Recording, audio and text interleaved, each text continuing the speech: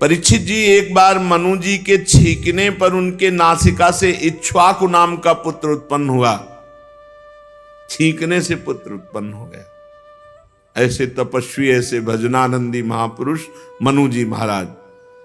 इक्ष्वाकु नाम का पुत्र हुआ। इक्ष्वाकु से 100 पुत्र हुए। उनमें सबसे बड़े 3 थे, विकुक्ष, निमि और दंडक।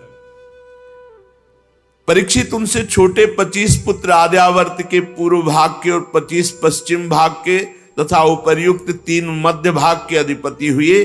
शेष 47 दक्षिण आदि अन्य प्रांतों के अधिपति हुए। एक बार राजा इक्ष्वाकु ने अष्टका श्राद्ध के समय अपने बड़े पुत्र को आज्ञा दी, विकुक्षे, शीघ्र ही जाकर श्राद्ध के योग्य पवित्र पशुओं का मांस लाओ। वीर विकुक्षी ने बहुत अच्छा कहकर वन की यात्रा की और श्राद्ध के लिए शिकार किया। वो थक गया था, भूख भी लगाई थी, इसलिए ये बात भूल गए कि जो श्राद्ध के लिए शिकार किया उसे कभी खाना नहीं चाहिए, और उसने भूख के कारण खा लिया और बचा हुआ ला करके अपने पिता को दिया। इक्ष्वाकु ने अपने गुरुदेव से प्रोक्षण विधि से पवित्र करके श्राद्ध के लिए कहा, तो गुरुजी ने जो ही प्रोक्षण किया उन्होंने कहा, ये तो दूषित हो चुका है, पवित्र हो चुका है, श्राद्ध के योग्य नहीं है। गुरुजी के कहने पर राजा इक्ष्वाकु को अपने पुत्र की करतूत का पता चला। शास्त्र विधान का उल्लंघन करने वाले पुत्र को देश निकाला दे दिया। तदनंतर इक्ष्वाकु जी ने अपने गुरुदेव वशिष्ठ जी से ज्ञान विषयक चर्चा की। फिर योग के द्वारा शरीर का परित्याग करके उन्होंने परम पद प्राप्त किया।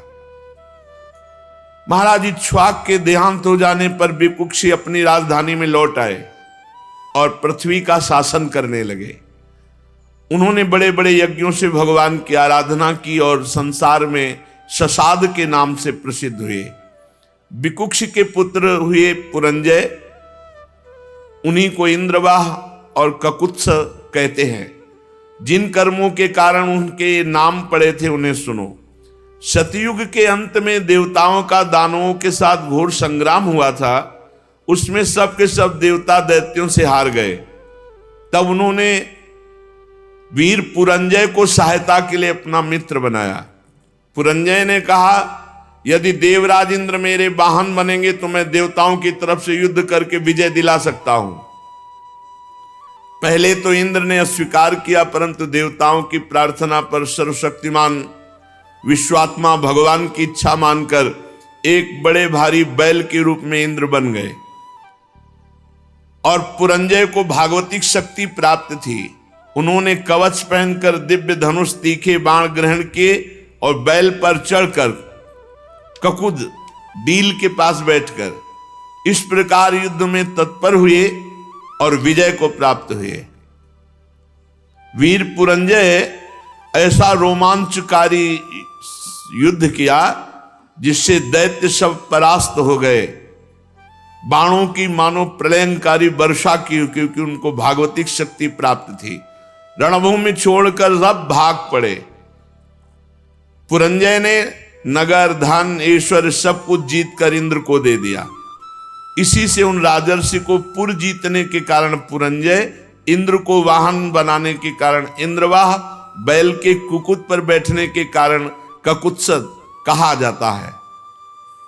पुरंजय का पुत्र हुआ अनेना, उसका पुत्र पृथु, पृथु के विश्वरंदी, उनके चंद्र और चंद्र के महाराज युवनाश्व हुए। युवनाश्व के पुत्र हुए सावस्त, जिन्होंने सावस्तीपुरी बसाई। सावस्त के बृहदस्व और उनके कोलाश्व, ये बड़े बलवान थे। इन्होंने उतंक ऋषि को प्रसन्न करने के लिए 21,000 पुत्रों को साथ लेकर धुंध नामक दैत्य का वध किया। इसी से उनका नाम हुआ धुंधमार। धुंध दैत्य के मुख की आग से उनके सब पुत्र जल गए, केवल 3 ही बच रहे थे। परीक्षित बचे हुए पुत्रों के नाम थे दृढ़ाश्व, कपिलाश्व और भद्राश्व। दृढ़ाश्व से हर्यश्व और उनसे निकुंभ का जन्म हुआ। निकुंभ के बरहणाश्व और उनके कृशाश्व, कृशाश्व के सेनजित, सेनजित के युवनाश्व नामक पुत्र हुआ। महाराज युवनाश्व संतानहीन हुए, इसलिए बहुत दुखी होकर अपनी 100 स्त्रियों के साथ वन में चले गए। वहां ऋषियों ने बड़ी कृपा की और युवनाश्व से पुत्र प्राप्ति के लिए बड़ी एकाग्रता के साथ इंद्र देवता का यज्ञ कराया। एक दिन राजा युवनाश्व को रात्रि के समय बड़ी प्यास लगी। वो यज्ञशाला में गए तो देखा ऋषि जन सो रहे हैं। अब प्यास लगी थी तो जल किससे मांगे, तो वहां जो अभिमंत्रित जल रखा हुआ था उनको ज्ञान नहीं था, वही जल पी लिया। प्रातःकाल ऋषि जन जब सोकर उठे तो देखा कि जो पुत्रेष्टि यज्ञ के लिए संकल्प किया हुआ जल था वो तो है नहीं। पूछा कहाँ है, तो उन्होंने कहा तो महाराज पी गए।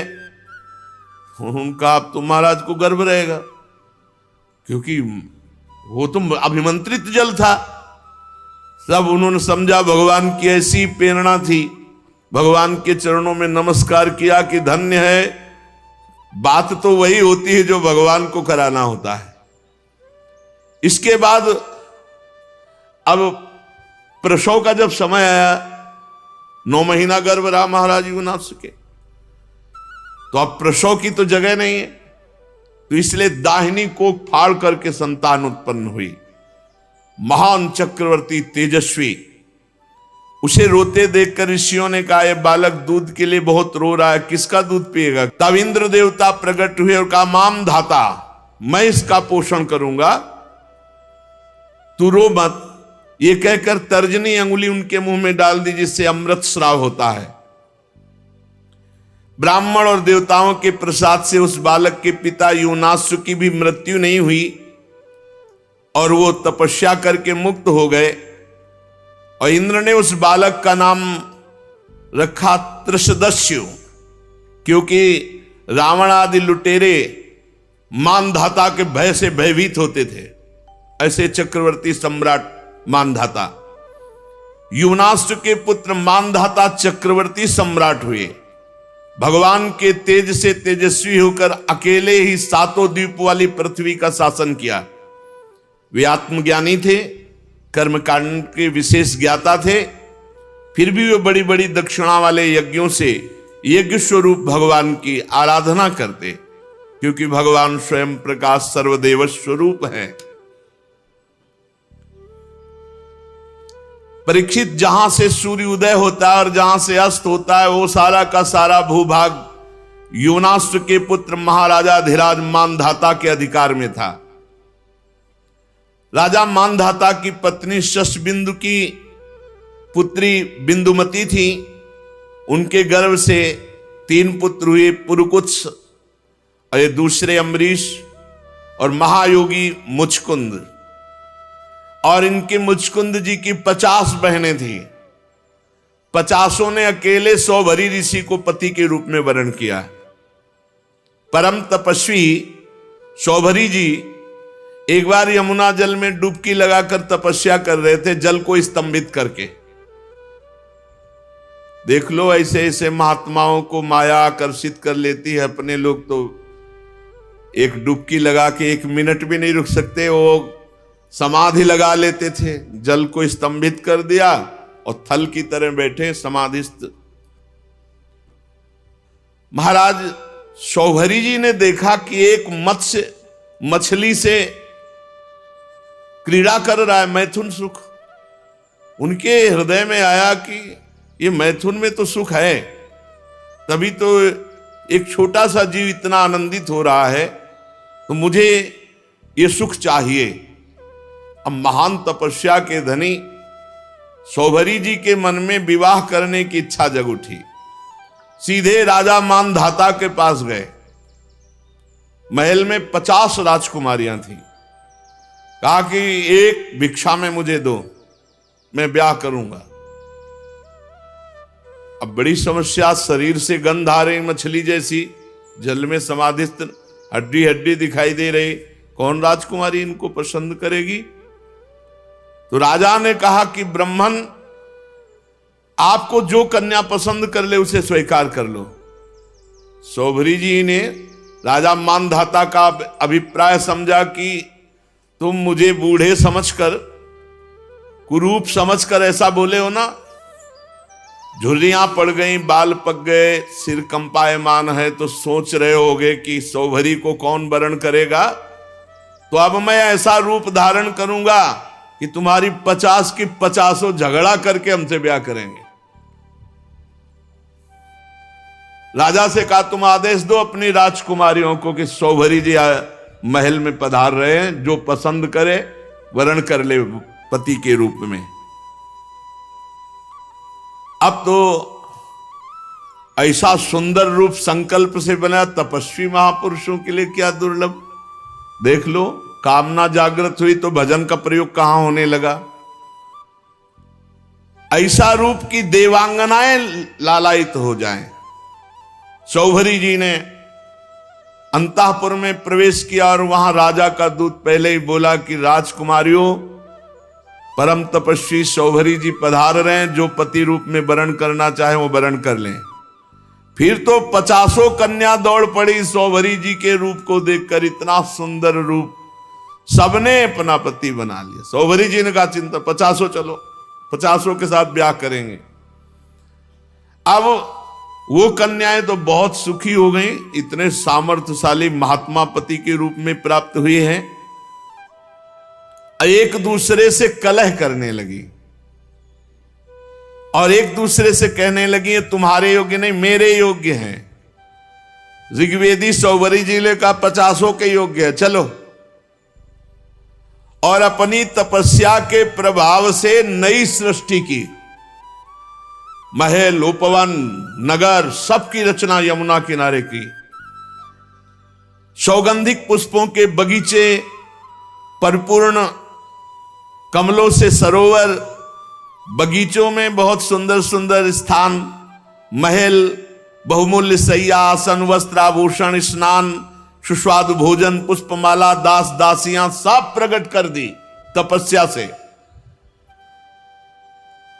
जैसे राजा की बिरुदावली का बखान करते हैं सूत मागध बद्दीजन, वैसे ही पूरा सब वैभव।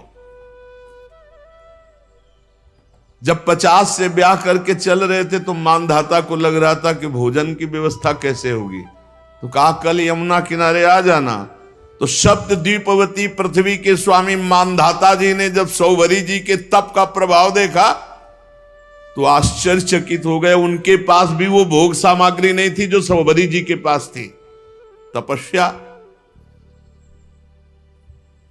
उनका ये गर्व जाता रहा कि मैं सार्वभौम सम्राट हूं।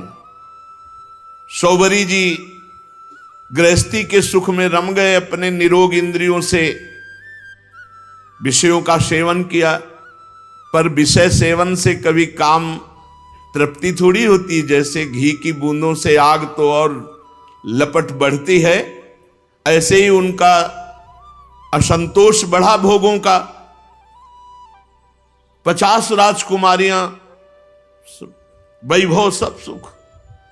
ऋग्वेदाचार्य सौभरी जी एक दिन यमुना जी के तट पर बैठे और विचार किया कि अरे एक क्षण का कुसंग, मछली के एक क्षण के कुसंग से मेरी ये स्थिति हो गई कि मैंने सारी तपस्या खो दी केवल भोगों के लिए।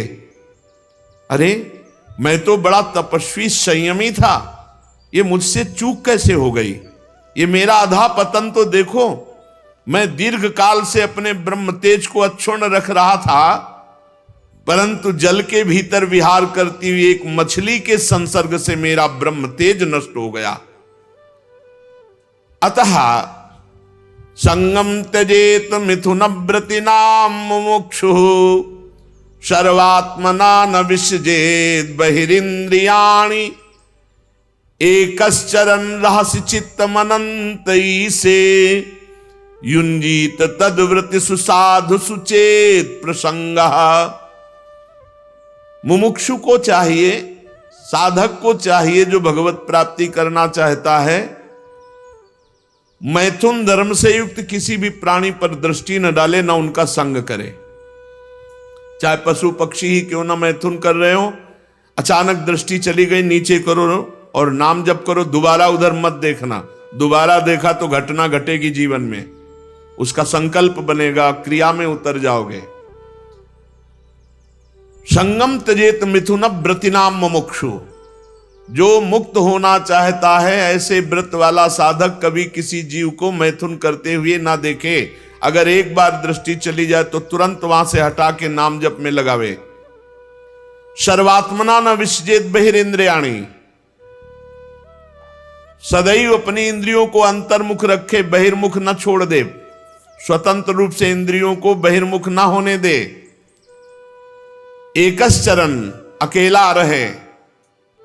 चित्त मनन तई से, अपने चित्त को सर्वशक्तिमान भगवान में ही केवल जोड़े। चित्त का चिंतन विषय ना होना चाहिए, परमात्मा होना चाहिए। एकश्चरण रहस्य चित्त मनन तई से युंजीत तद व्रतिषु साधुषु चेत प्रसंगा। अगर संग करना पड़े तो भगवत प्रेमी महात्माओं का संग करे, अन्यथा असंग रहे, निरंतर भगवत चिंतन परायण रहे, इंद्रियों को अंतर्मुख रखे। कभी किसी को मैथुन से सहवास से युक्त देखकर आकर्षित ना हो जाए। नहीं, सोवरी जी कह रहे हैं कि हमारी दुर्दशा देख लो। विघ्न से बचने के लिए जल को स्तंभित करके भजन कर रहे थे, वही विघ्न पड़ गया। भगवान नाम निरंतर जपो, इंद्रियों को स्वतंत्रता मत दो। कोई बहिर्मुख दृश्य ऐसा मोबाइल में या बाहर मत देखो जो तुम्हें भगवत विमुख कर दे। देखो, मैं पहले एकांत में अकेले तपस्या में संलग्न था, फिर मछली का मैथुन देखा। मोबाइल में गलत दृश्य देखने वाले कैसे संभल सकते हैं? जब मछली की क्रीड़ा देखकर एक महात्मा 50 ब्याह करता है, तो तुम मनुष्य की क्रीड़ा देखोगे सर्च करके, गंदी गंदी बातें देखोगे, इधर उधर की नाटक नौटंकी देखोगे, तुम भजन करोगे? ये बहुत बड़ी कलयुग की कुचाल है मोबाइल। अगर इससे काम ले पावे तो अपने बस जो महापुरुषों के वचन सुन लो, या जो अत्यंत आवश्यक कार्य कर लो, नहीं तो स्विच ऑफ करके रख दो। अगर बार बार उसको देखना और किसका मैसेज और सब, तो फिर वो आकर्षण चित्त में ऐसा बैठेगा कि एकांत में गंदी बातें देखने लगोगे। मतलब अगर मोबाइल से सही प्रयोग ना हुआ तो मोबाइल ही काफी है साधक को भ्रष्ट करने के लिए, नष्ट करने के लिए। इसलिए मैं पहले एकांत में अकेले तपस्या में संलग्न था। मछली की मैथुन क्रीड़ा देखकर 50 विवाह किए, फिर संतान से 5000 हो गई। कहां अकेला और कहां 5000 के बीच में। विषयों में सत्य बुद्धि होने से माया ने मेरी बुद्धि का हरण कर लिया। अब तो लोक परलोक की इतनी कामनाएं, मैं पार नहीं पा रहा। कहां अकेला भगवत चिंतन कर रहे थे, कहां 50 पत्नी, फिर 5000 संतान, फिर उनके ब्याह बर, फिर उनकी, कहां मैं फंस गया। ऐसा ज्ञान होने पर तत्काल विरक्त हुए और सन्यास पुनः लिया और वन को चले गए। अपने पति को ही सर्वस्व मानने वाली उन पत्नियों ने एकांत वन में भगवत चिंतन करते हुए शरीर छोड़ा। और सौभरी जी ने बड़ी घोर तपस्या की, शरीर को सुखा दिया और परमात्मा में लीन कर दिया। परीक्षित, जैसे ज्वालाएं अग्नि की शांत हो जाती हैं, वैसे ही उनकी 50 पत्नियां सौभरी जी के चरण चिंतन करके उत्तम गति को प्राप्त हुई, भगवद आराधना करके उत्तम गति को प्राप्त हुई।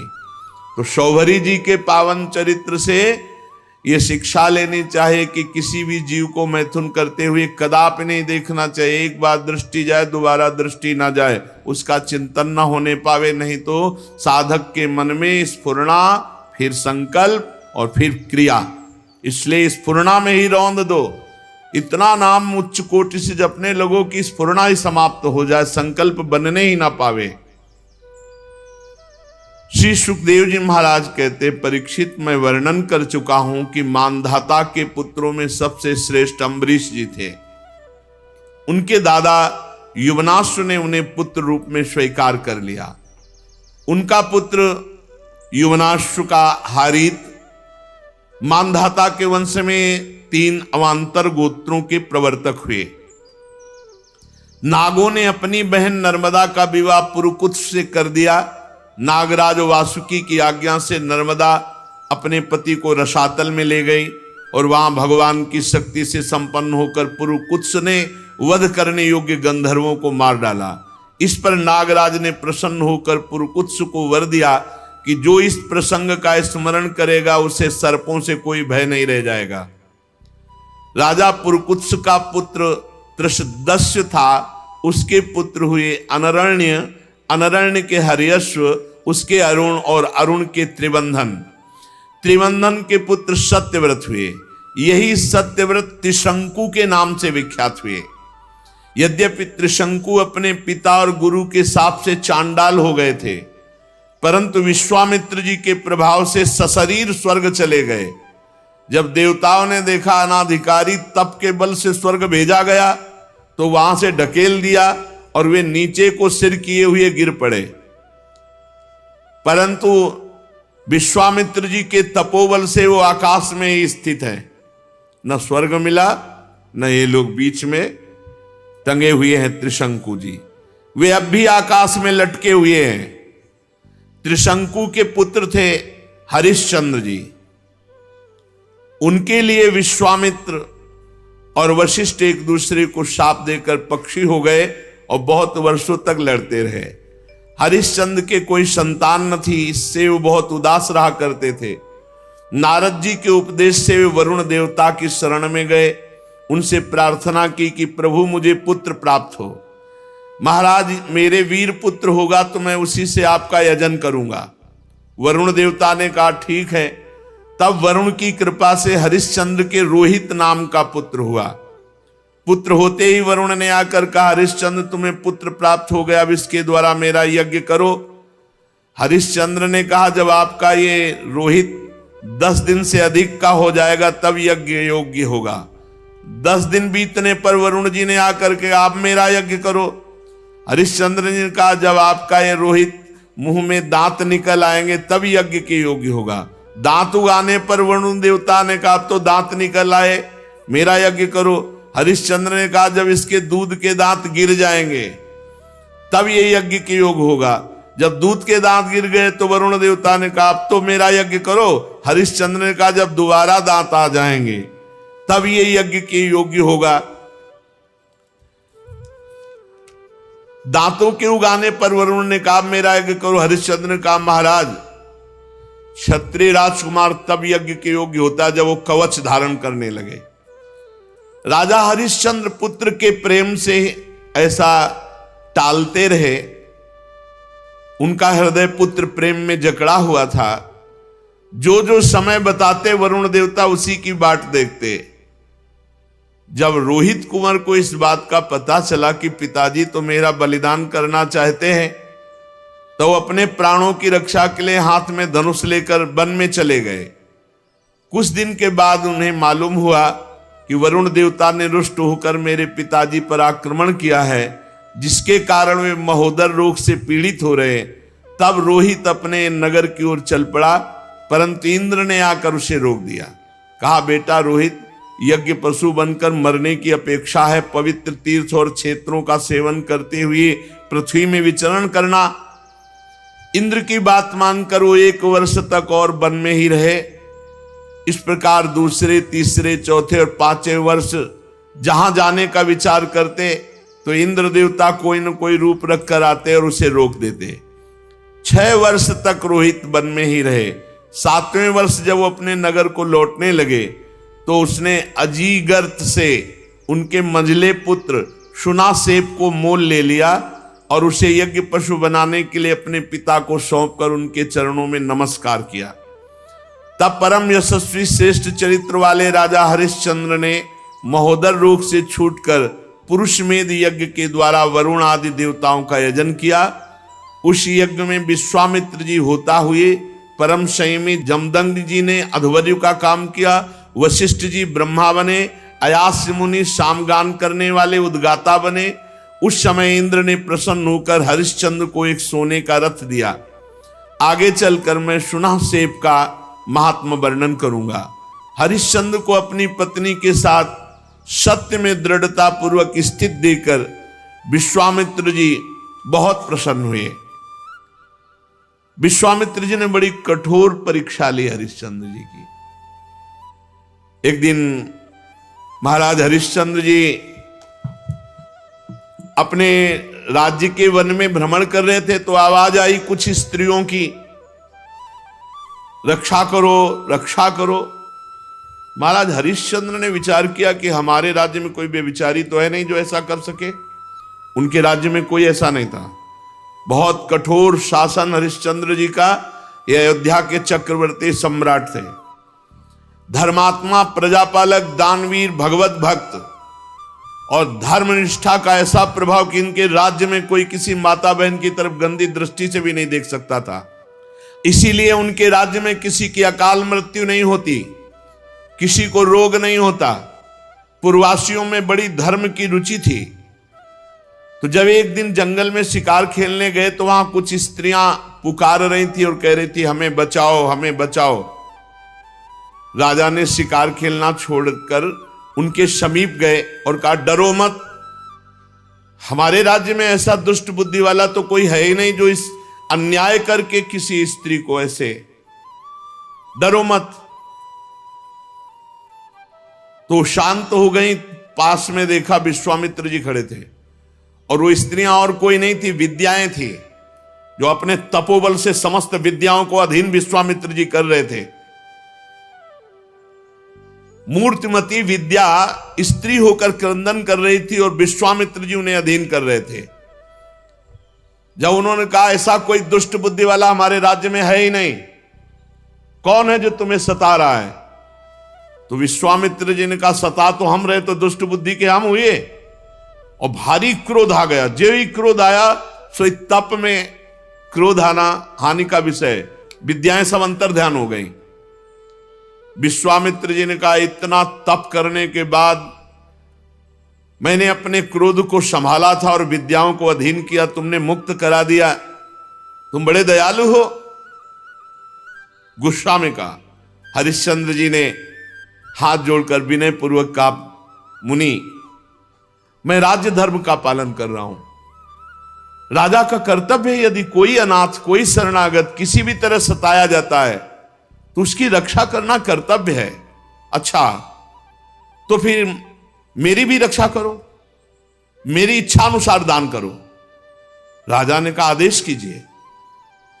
तो उनका इस समय तुम्हारे पास क्या है? घोड़ा, खजाने की चाबी, दो। दान ले लिया और कहा दक्षिणा में हमें प्रचुर स्वर्ण चाहिए। कहा दिया, ठीक, चलो दक्षिणा दो। तो उनका खजाने तो पहुंचे, बोले मिथ्यावादी, जब खजाने की चाबी दे दी तो खजाना तेरा कैसे? हाँ ये बात तो है। और घोड़ा दे दिया तो जहां तक घोड़े की टाप गई सारा राज्य मेरा। बहुत दानी बनता है, बहुत उदार बनता है, विद्याओं की रक्षा करेगा तू, अब दे। तो उनका महाराज चिंता मत करो, हमारे राज्य में तो हमको कोई खरीदेगा नहीं और वो राज्य अब आपका हो चुका है। इसलिए राजा ने विचार किया कि सभी शास्त्र पुराण कहते हैं काशीपुरी भगवान शंकर के त्रिशूल पर बसी है और उसके अधिपति देवाधिदेव महादेव हैं। अतः वो परम दिव्यपुरी में चल करके अपने आप को बेचना चाहिए और जो बेचने से स्वर्ण मिले वो दक्षिणा में देना चाहिए। जो अभी चक्रवर्ती सम्राट थे, विश्वामित्र जी ने नंगे पैर निकाला राज्य से और जाओ बिको और दक्षिणा दो। अब परम सुकुमारी रानी सेव्या, पुत्र रोहित काशी को चल पड़े। मार्ग में मुनि ने एक माया रची कि राजा रानी और रोहित तीनों को अत्यंत प्यास लगी। बहुत सुंदर जल की, मीठे जल की सृष्टि की और आप बैठ गए ब्राह्मण के वेश में और कहा आओ पानी पी लो। बहुत आग्रह किया। राजा ने कहा मैंने मुनि को दान दिया है, दान की पूर्णता दक्षिणा से होती, जब तक दक्षिणा नहीं दे लूंगा पानी नहीं पीऊंगा। ऐसा कह के राजा आगे बढ़ गए। ब्राह्मण ने रानी और रोहित कुंवर से भी कहा कि जल पी लो। उन्होंने कहा नहीं, हम धर्मात्मा राजा की संतान हैं, हम उनकी पत्नी हैं, जब तक राजा अपनी दक्षिणा नहीं दे देते तब तक हम पानी नहीं पिएंगे। ब्राह्मण ने कहा झूठ, राजा तो जल पी गए, तुम लोग क्यों जल नहीं पियोगे? तो उन्होंने कहा कि वो परम स्वतंत्र हैं, वो पी सकते हैं, लेकिन जब तक वो मुझे आदेश नहीं करेंगे मैं नहीं पीऊंगा। और झूठ बोला था कि वो पी गए। विश्वामित्र जी ने परीक्षा ली थी, बड़े प्रसन्न हुए और कहा जाओ जिस कार्य के लिए जा रहे हो। 1 महीने की अवधि मांगी थी, 1 दिन शेष रह गया। अब यहां अयोध्या से काशी पैदल चल के जाना। विश्वामित्र जी ने कहा कि अगर तुमने हमारी दक्षिणा नहीं दी और समय पूरा हो गया तो मैं तुम्हें शाप दे दूंगा। आज का अंतिम दिन है।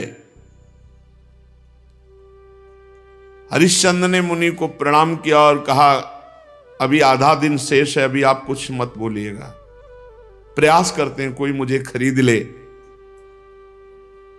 आपने इतने दिन प्रतीक्षा की और कर लीजिए, आधा दिन की ही तो बात है। मुनि अंतर्धान हो गए। राजा ने अपने बेचने का निश्चय करके पुकारा। साध्वी रानी ने कहा महाराज अगर आप बिक जाएंगे तो मैं और पुत्र। तो उन्होंने कहा देखो धर्म के लिए सब कुछ बलिदान है, अगर पूरी दक्षिणा नहीं पड़ी तो आपको भी बेच दूंगा, पुत्र को भी बेच दूंगा, अपने आप को बेच दूंगा। पति की ऐसी अवस्था देख करके रानी बहुत अंदर से विकल हुई।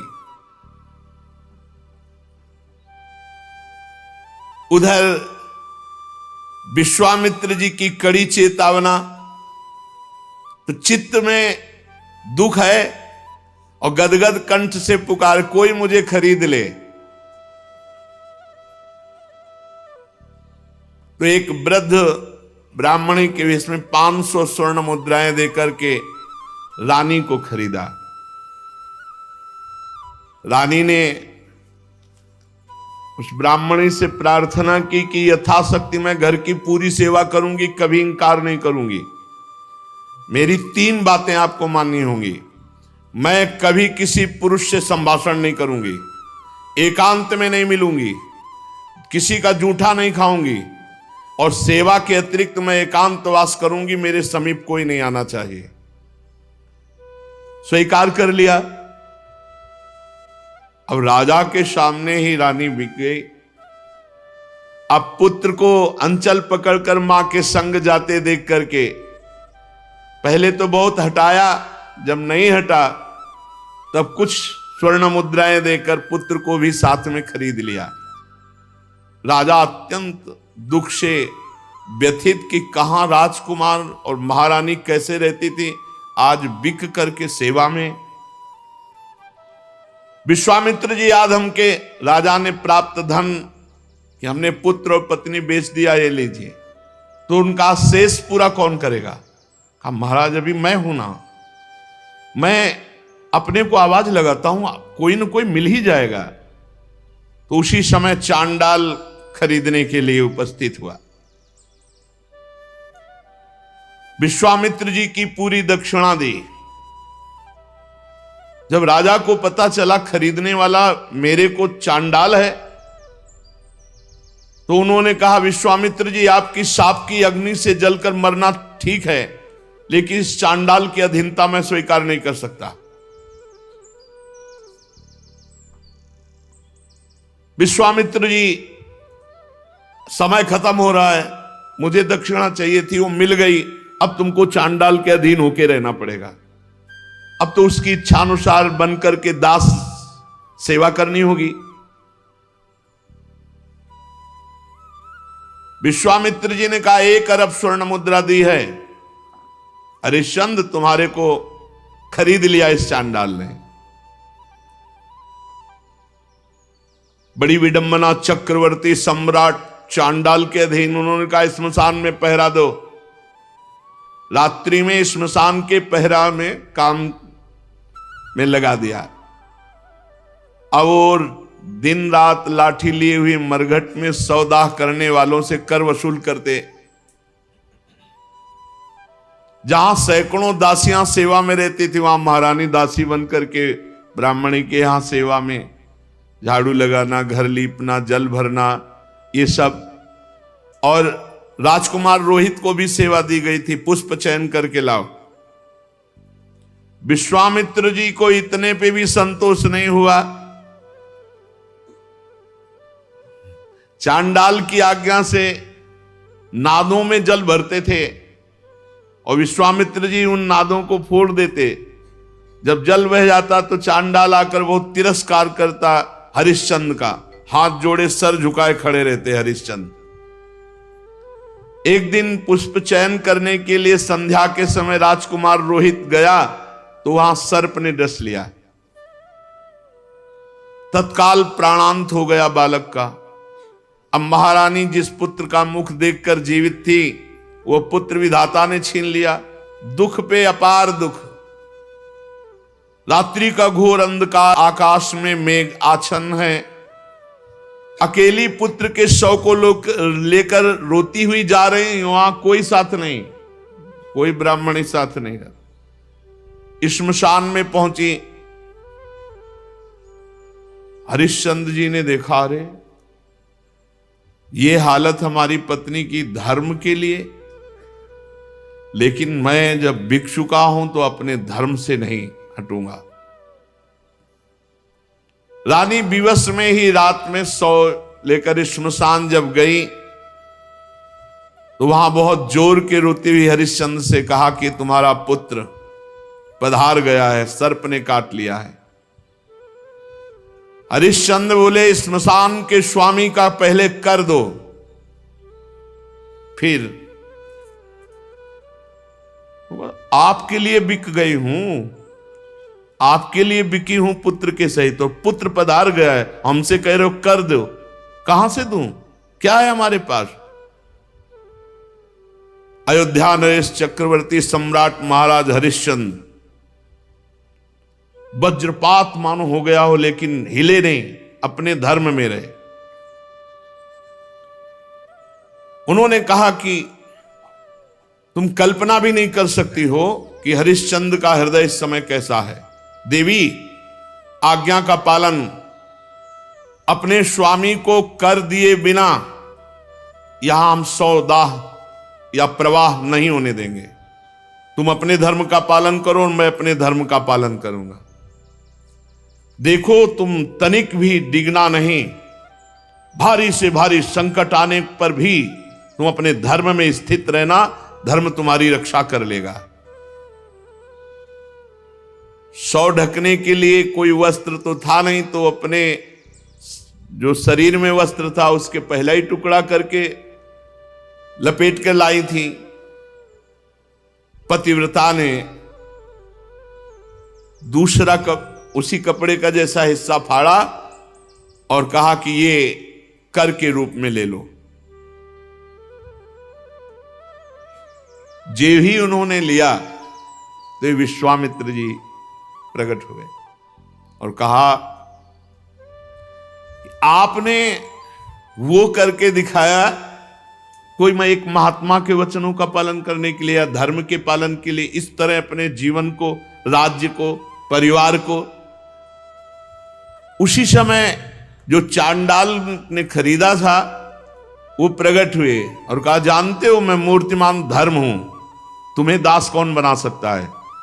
जो धर्मात्मा पुरुष है उसको किसी की त्रिभुवन में ताकत नहीं कि उसे दास बना सके।